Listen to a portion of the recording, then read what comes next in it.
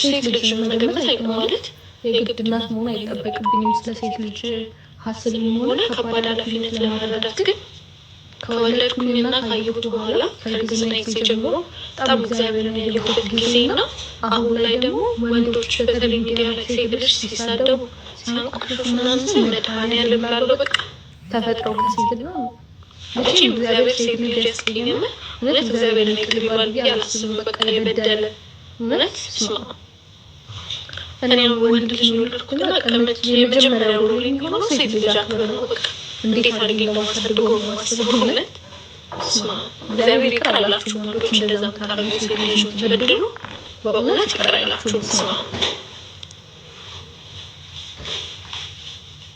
ስማ ከባድ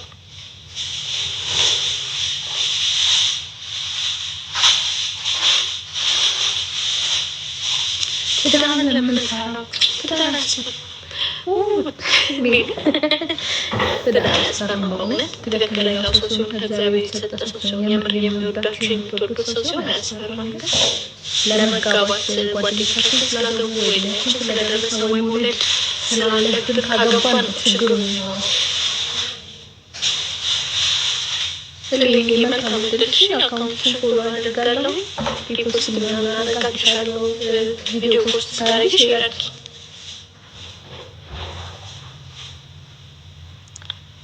ፊቴ ድሮም ያን ያህል ፊት አይደለም የሚያስቸግር ፊት አልነበረም ግን አሁን ላይ እውነት ለመናገር ያን ያህል ጎበዝ አልሆንኩም ፊት ያልኩት አይደለም አንቺ ጋር ዶክተር ታብኛለች ምን ግን በተፈጥሮም ያን ያህል ጉብር ምናምን አይወጣብኝም ብዙ ለዛ ነው አለሁልሽ ይሄና እንዴት ነሽ እሺ ወርዲ ምናልሽ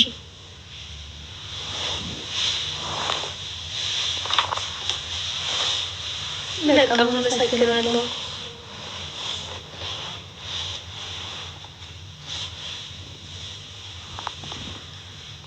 አሜን አሜን አመሰግናለሁ አላለቀም የሚወርቅ ማለት ነው ያለኝ አላለቀብኝም እናቴ መቀባት ሰንፌ ነው አልፎ አልፎ ነው እየተቀባሁ ያለሁት እንደድሮ ብዙ አልቀባም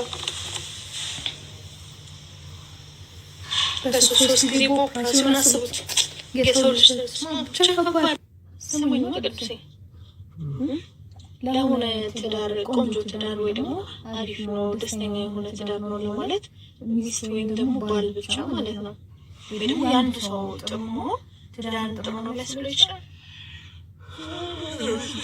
ምን ብላ ታስባለህ ትዳር የሁለት ሰዎች ስራ ነው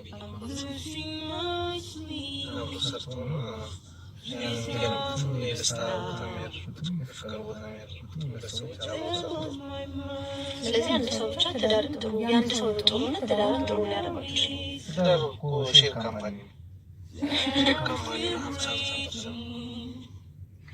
ስለዚህ ምን ለማለት የፈለኩት መሰለኝ ብዙ ጊዜ አሁን ለምሳሌ በአንተ ሳይድ ያሉ ጓደኞች ያንተን ጥሩነት በጣም ስለሚያውቁ ወይ ደግሞ ቀስ የሚያገኝሽ ስታፈሰሽ በቃ ጸዴ ትዳር ነው የሚኖረው ይላሉ ግን በዛ ላይ ያንተ ትዳር ቆንጆ መሆን የሁለታችን ማስተዋጽኦ አለው ስለዚህ የሆነ ጥሩ ትዳር ስታዩ ሴቷን ብቻ ስለምታውቋት እሷን ፐርፌክት ነች ብላችሁ ስለምታስቡ እሷን ያገኘማ አፍተሽ አለበት ያኛውም ትዳር ያኛውም ፓርትነር ጥሩ ስለሆነ ነው ትዳር የሚሆነው ስለዚህ ለማለት ፈልገኝ አይደል ጀመሪያ ያወቅነው ጥሩ ነበረ እና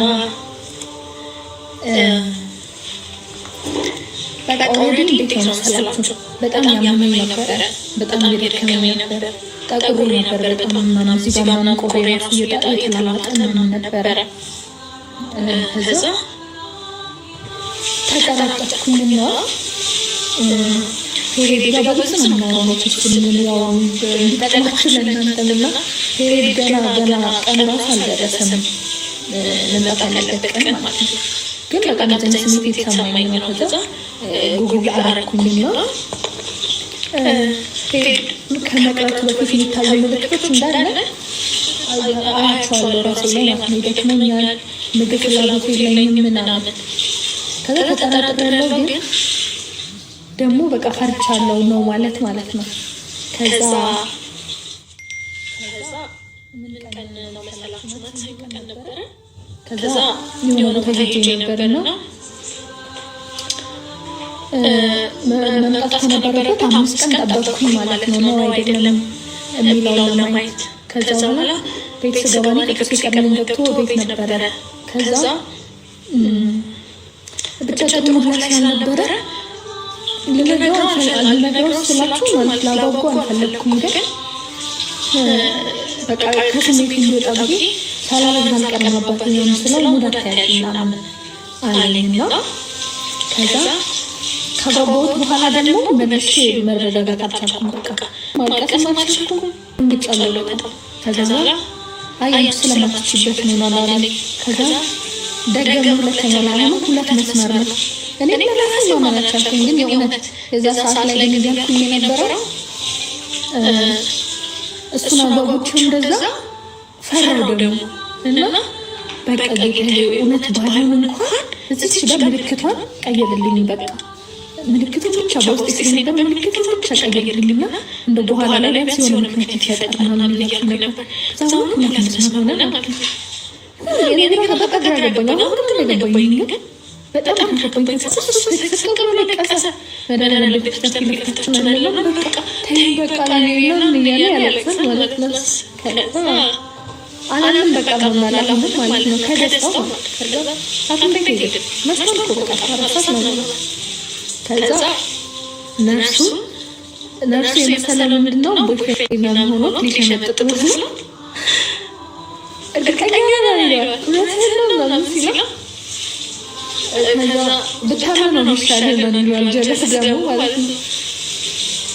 በቃ ከዛ በኋላ ሪበሪ ሆነ ምናምን ከዛ መድኃኒዓለም ሄድን ምናምን በቃ ማታ ማለት ነው። በቃ ተኛን። ከዛ ተኛን። በቃ በማግስቱ ማርያም ነበረች፣ ታቦቱን ይወጣ ነበረ። ከዛ ቤተክርስቲያን ሄድን። በቃ እግዚአብሔር አስገረመኝ። ብዙ ማለት በቃ